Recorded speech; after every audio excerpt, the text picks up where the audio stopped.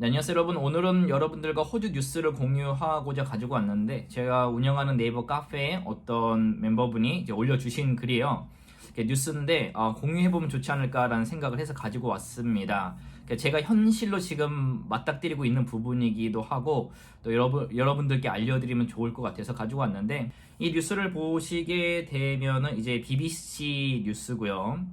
그래서 제목이 한때 이민 천국이라 불리던 호주, 살기 점점 힘들어지는 이유에 대해서 이야기를 하고 있습니다.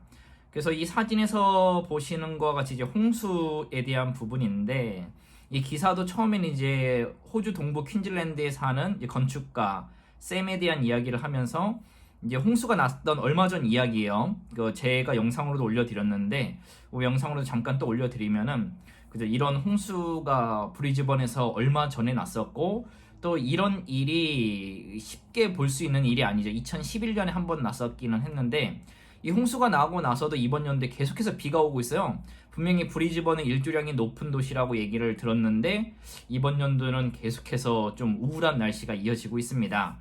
근데 이 기사에서도 보면은 이제 홍수가 났을 때 물이 얼마나 빨리 불어나는지 충격을 받았다면서 몇 시간 안에 1m가 넘었다라고 얘기를 합니다. 처음엔 재산을 걱정하다가 안전을 걱정하게 됐습니다라고 얘기를 했는데, 저는 이 여러분들이 기사로 보고 있지만 저는 두 눈으로 봤으니까요. 네, 이것이 얼마나 위험하고 그다음에 걱정해야 되는 또 기후 변화인지를 알 수가 있는데요. 어쨌든 지난 3년간 호주는 기록적인 산불과 홍수 등으로 500명 이상과 동물 수십억 마리가 목숨을 잃었다라고 얘기를 하고 있습니다. 또 뉴스는 호주 기후위원회 보고서에 따르면 호주는 2030년까지 25가구 중 한 가구가 사실상 무보험일 정도로 보험 가입 위기에 직면해 있다라고 얘기를 합니다. 그러니까 그런 뭐 홍수라든가 산불이라든가 이런 거에 대해서 취약하다 보니까 보험 회사에서 보험을 안 들어주는 거죠. 기후 변화로 호주 가정은 보험에 가입하기가 더 어려워지고 있다라고 얘기를 하고 있습니다. 이 맵을 보시게 되면은 어느 지역이 이제 취약한지를 아실 수가 있을 거예요. 가장 취약한 지역으로는 그죠, 제가 살고 있는 퀸즐랜드 주라고 얘기를 하고 있습니다. 50만 가구 중 거의 40%가 퀸즐랜드에 이제 무보험 상태로 있다라고 얘기를 하고 있고요. 지난 2월 주도 브리즈번에는 3일 동안 연평균 강수량의 70% 이상에 해당되는 비가 내리기도 했다. 집을 떠나야만 했습니다. 살 수 있는 곳이 없게 되었거든요. 라고 또 이게 인터뷰 내용이 나오고요.